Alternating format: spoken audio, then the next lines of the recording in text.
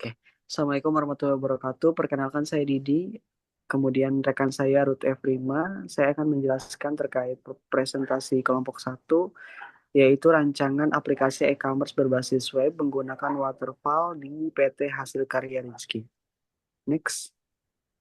Di sini kita masuk ke pendahuluan. Di dalam era digital yang semakin maju, e-commerce telah menjadi salah satu aspek penting dalam meningkatkan daya saing perusahaan. Di PT Hasil Karya Rizky sebagai perusahaan yang bergerak di bidang penjualan spare parts, membutuhkan sebuah aplikasi berbasis web untuk mendukung aktivitas penjualan yang lebih efisien dan efektif.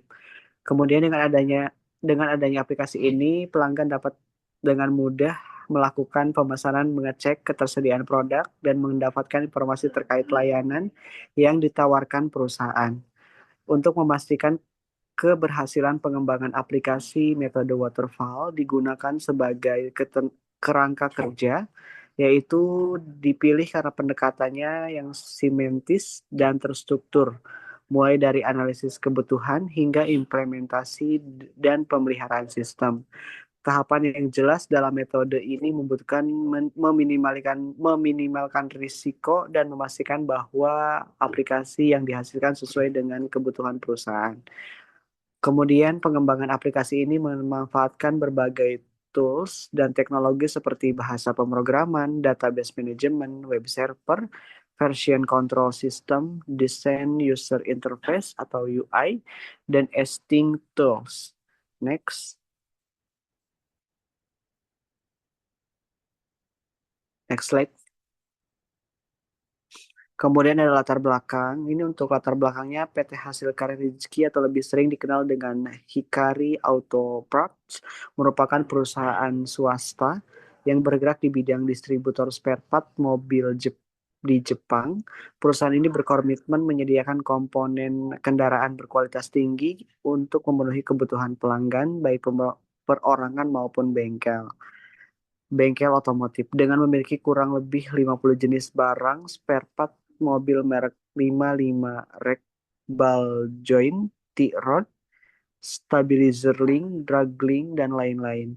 Kemudian ada GMBWP, GMBJ, Fuji, XEY, dan masih banyak lagi jenis barang spare part bermerek Jepang yang setiap hari dijual melalui toko yang berkontribusi dengan toko-toko spare part dan sales spare part di seluruh Indonesia.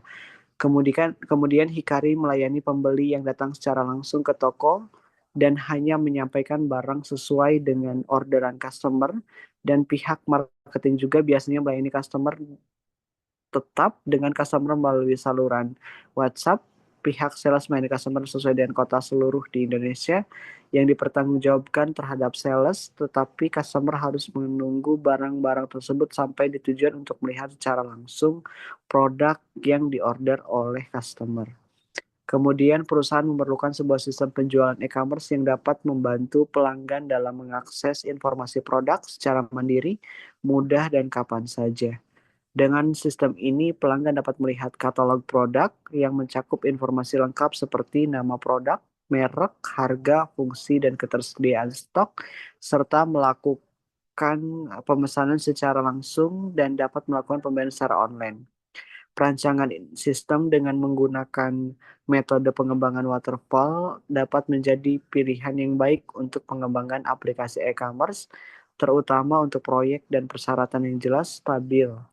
Model ini memiliki pendekatan yang simetris dan berurutan di mana setiap tahap harus diselesaikan sebelum melanjutkan ke tahap berikutnya. Next. Di sini ada rumusan masalah. Rumusan masalahnya itu bagaimana merancang dan mengembangkan aplikasi e-commerce berbasis web yang efektif dan efisien di PT Hasil Karya Rizky menggunakan metode waterfall. Kemudian apa saja kendala yang mungkin timbul dalam pengembangan aplikasi e-commerce menggunakan metode waterfall dan bagaimana cara mengatasinya. Adapun strategi apa yang dapat diterapkan untuk mengelola perubahan kebutuhan selama proses pengembangan tanpa melampaui anggaran. Next. Kemudian ada ruang lingkup. Batasan skop, proyek ini hanya mencakup pengembangan aplikasi penjualan web tanpa mencakup pengembangan aplikasi mobile. Kemudian fokus utama yaitu penelitian ini berfokus pada analisis data transaksi untuk meningkatkan efisiensi penjualan. Adapun keterbatasan, penelitian ini tidak mencakup evaluasi dampak aplikasi terhadap kepuasan pelanggan. Next. Landasan teori ini, manajemen proyek adalah proses perencanaan, perorganisasian, perkoordinasian, dan pengkontrolan sumber daya mencapai tujuan secara efektif dan efisien. Proyek adalah usaha yang dilakukan untuk menghasilkan produk jasa atau hasil unik. PMBOK 2017. Sistem informasi adalah kombinasi perangkat keras, perangkat lunak, dan data, proses, dan manusia yang mendukung operasi manajemen dan pengembalian keputusan dalam organisasi. Kemudian ada metodologi waterfall. Model pengembangan perangkat lunak waterfall adalah pendekatan yang simetris dan berurutan di mana setiap tahap harus diselesaikan sebelum melanjutkan ke tahap berikutnya. Next. Adapun pembahasan ataupun organisasi atau institusi. PT Hasil Karya adalah perusahaan yang bergerak dalam distributor spare part mobil merek Jepang yang berlokasi di Jalan Karanganyar 55 Blok A1 nomor 46 Jakarta Pusat. Perusahaan ini pertama kali berdiri pada tahun 2000 di Jakarta Pusat sebagai toko spare part mobil dan masih dalam CV Hikari Auto Parts dan pada tahun 2009 hingga sekarang berganti menjadi PT Hasil Karya Rizky yang dimana nama panjang dari Hikari dan memiliki jumlah karyawan sebanyak 24 orang. Dari jumlah 24 orang ada 3 orang sebagai marketing luar kota yang terlibat dalam pemasaran. PT Hasil Karya Rizky pengelola usaha dipegang langsung oleh general manager yang dibantu oleh marketing yang terdiri dari administrasi marketing, admin sales atau kepala gudang. PT Hasil Karya Rizky perusahaan yang sederhana masih berdiri di tengah persaingan yang ketat dengan banyaknya perusahaan yang bergerak di bidang spare part mobil yang di mana perusahaan ini berkontribusi dengan banyak toko-toko spare part di Indonesia, hampir di seluruh Sumatera, Jawa, Makassar, Kalimantan, dan bahkan sampai ke Papua. Next. Kemudian ada pembahasan waterfall ini terdiri dari rekrutmen analisis, mengumpulkan kebutuhan, mendokumentasikan secara rinci untuk memahami sistem yang akan dikembangkan. Kemudian adanya sistem desain, mendesain sistem secara keseluruhan termasuk arsitektur, database antarmuka, pengguna, dan algoritma. Kemudian ada implementasi yaitu pengkodean atau coding, sistem berdasarkan desain yang sudah dibuat. Kemudian ada integration and testing, mengintegrasikan modul-modul sistem dan menguji sistem untuk memastikan semuanya berfungsi dengan spesifikasi. Adanya deployment, implementasi ini yaitu sistem di lingkungan operasional. Kemudian ada maintenance, pemeliharaan untuk memperbaiki bug, meningkatkan performa, dan menyesuaikan sistem kebutuhan baru. Next. Nah, mungkin untuk saat ini akan disampaikan oleh saudari Ruth. Baik, di sini saya akan melanjutkan. Di sini ada pembahasan metode pengumpulan data yang digunakan adalah wawancara, di mana berdiskusi dengan pihak terkait, misalnya pengelola dan marketing, untuk mengidentifikasi kebutuhan sistem. Ada observasi, mengamati proses penjualan dan pengelolaan data produk di PT Hasil Karya Rezeki untuk menemukan masalah yang ada.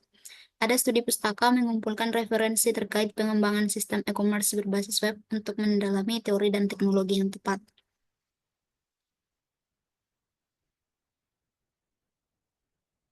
Terus ada analisis kebutuhan sistem. Di sini untuk pelanggan, akses informasi produk lengkap, nama, harga, deskripsi, gambar, stok, proses pemesanan yang mudah mulai dari memilih produk hingga pembayaran, pengelola akun untuk menyimpan data pribadi dan riwayat pemesanan, konfirmasi pembayaran dan pelacakan status pesanan. Untuk admin, menambah, mengedit, atau menghapus data produk, mengelola data admin dan harga produk, melihat pesanan dan konfirmasi pembayaran dari pelanggan. Untuk pengunjung ada melihat produk yang ditawarkan, melakukan transaksi pembelian dan memantau status pesanan. Ada anggaran biaya di sini, ada waktu pelaksanaan. Di tahap perencanaan ada analisis kebutuhan, penentuan skop, pemilihan teknologi, pembuatan rencana proyek, estimasi waktunya 2 sampai 4 hari. Ada analisis pembuatan use case, diagram alur dan model data. Estimasi waktunya 2 sampai 3 hari. Desain, merancang antarmuka pengguna, arsitektur sistem dan database. Di sini estimasi waktunya 3 sampai 4 hari. Pengembangan, membuat kode integrasi modul, pengujian unit 8 sampai 12 minggu. Pengujian pengujian fungsional, kinerja dan keamanan 2 sampai 4 hari. Implementasi, deploy ke server produksi, konfigurasi server. Di sini estimasi waktunya 1 sampai 2 hari. Anggaran biaya di sini pengembangan rincian biayanya buat programmer dan jumlahnya 60 juta. Lisensi software 10 juta, hosting dan domainnya ada 2 juta. Buat desain UI UX ada 10 juta, desain grafis 5 juta. Eh, Total keseluruhannya ada 87 juta. Tools yang digunakan, pengembangan aplikasi ini memanfaatkan berbagai alat dan teknologi seperti bahasa pemrograman, yang dimana ada PHP atau Hypertext Processor dengan framework Laravel untuk pengembangan backend dan HTML, CSS, serta JavaScript untuk pengembangan frontend. Ada database management, MySQL sebagai basis data untuk menyimpan informasi produk, transaksi, dan data pengguna. Web server, Apache atau untuk menjalankan aplikasi, version control system, Git untuk mengelola kode sumber dan kolaborasi antara pengembang.